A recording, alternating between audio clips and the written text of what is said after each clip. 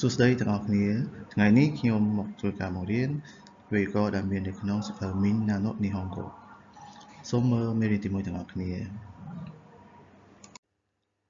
វេយ្យាករណ៍ទី1អញ្ចឹងវេយ្យាករណ៍ទី1គឺបង្ហាញអំពីឈ្មោះរបស់នរណាម្នាក់នៅពេលដែលយើងណែនាំឈ្មោះគឺយើងប្រើទម្រង់ Watashi wa នាមឈ្មោះ desu ឧទាហរណ៍ Watashi wa Mira desu មានន័យថាខ្ញុំឈ្មោះ Mira អញ្ចឹងកន្លែងនេះគឺយើងដាក់ឈ្មោះរួចហើយបូកនឹង desu គឺវាបង្ហាញអំពីឈ្មោះរបស់នរណាម្នាក់វេយ្យាករណ៍ទី2គឺបង្ហាញអំពីជនជាតិនៅពេលដែលយើងចង់បង្ហាញថាជាជនជាតិណាមួយគឺយើងត្រូវយកនាមបូកនឹង jin អញ្ចឹងទម្រង់វេយ្យាករណ៍នៅក្នុងនេះគឺ Watashi wa នាម jin desu ដែលមានន័យថាខ្ញុំគឺជាជនជាតិអ្វីមួយឧទាហរណ៍ Watashi wa America Jin desu ឧទាហរណ៍នេះមានន័យថាខ្ញុំគឺជាជនជាតិអាមេរិកអញ្ចឹងនៅកន្លែង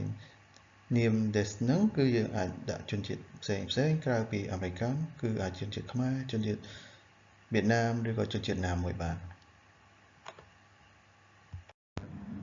អញ្ចឹងក្រោយពីរៀនវេយ្យាករណ៍ទី1និងទី2អ្នកទាំងអស់គ្នាអាចសាកល្បងធ្វើលំហាត់ B1 បានអញ្ចឹងសូមមើលសៀវភៅ Minna no Nihongo រួចហើយអនុវត្តលំហាត់ទាំងអស់គ្នា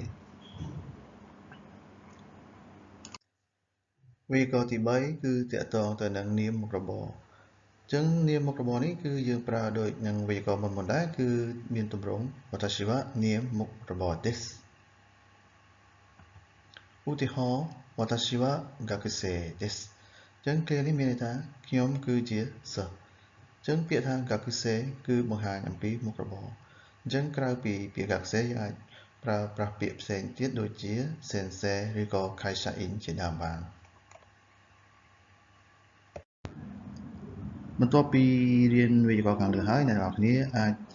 ធ្វើលំហាត់អនុវត្ត A1 ហើយនិង B2 បាទអញ្ចឹងសូមសាកល្បងធ្វើទាំងអស់គ្នា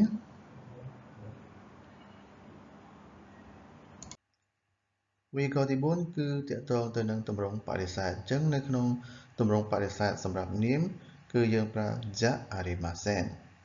អញ្ចឹងនៅក្នុងទម្រង់វេយ្យាករណ៍នេះគឺនាមនឹងអាចជាឈ្មោះមុខរបរឬក៏ជនជាតិជាដើមសូមមើលឧទាហរណ៍ទាំងអស់គ្នាWatashi wa gakusei ja arimasen ឃ្លានេះគឺមានន័យថាខ្ញុំមិនមែនជាសិស្សទេអញ្ចឹងឃ្លានេះគឺបង្ហាញអំពីការបដិសេធថាគាត់មិនមែនជាសិស្សអញ្ចឹងក្រោយពីរៀនវេយ្យាករណ៍ខាងលើហើយអ្នកទាំងអស់គ្នាអាចធ្វើលំហាត់អនុវត្ត A2 ហើយនិង B3 បាន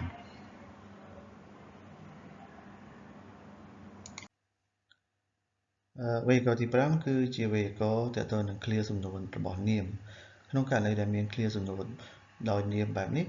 នៅពេលដែលយើងឆ្លើយស្របគឺយើងតែប្រើពាក្យ hai នៅក្នុងពេលដែលយើងឆ្លើយបដិសេធគឺយើងត្រូវតែប្រើពាក្យ iie ឧទាហរណ៍សំណួរសួរថា Anata wa gakusei desu ka ក្នុងករណីនេះបើសិនបើយើងជាកូនសិស្សយើងត្រូវឆ្លើយថា hai gakusei desu ប៉ុន្តែករណីដែលយើងមិនមែនជាសិស្សទេយើងត្រូវឆ្លើយថា iie gakusei ja arimasen ចឹងបន្ទាប់ពីរៀនវេយ្យាករណ៍ទី5ហើយអ្នកទាំងអស់គ្នាអាចធ្វើលំហាត់សាកល្បងបាននៅក្នុងលំហាត់អនុវត្ត B4 អញ្ចឹងបន្ទាប់ពីធ្វើលំហាត់ហើយយើងសូមបញ្ចប់មេរៀនទី1ត្រឹមប៉ុណ្នេះយើងនឹងបន្តនៅមេរៀនទី1នៅចាប់ពីវេយ្យាករណ៍ទី6តទៅមុខទៀតសូមអរគុណ